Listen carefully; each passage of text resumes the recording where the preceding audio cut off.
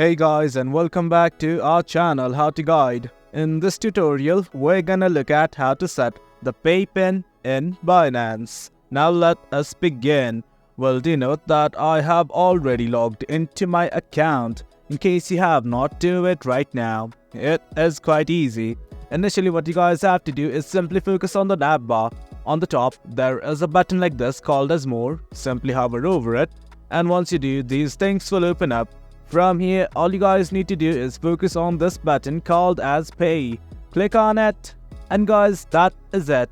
Once you do, you will be redirected to this page. Well, as you can see, there are lots of options. But right now, what we want to do is simply add the pay pin. Right here, you can see the settings button. That's right next to pay limit and your Binance ID.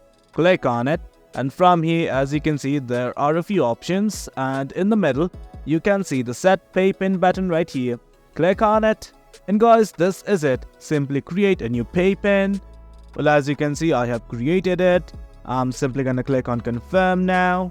Now it's gonna ask for my security verification requirements. I'm gonna fulfill all of them, and guys, that is it. Once you've submitted everything, well, do note, from here my pay pin has been created.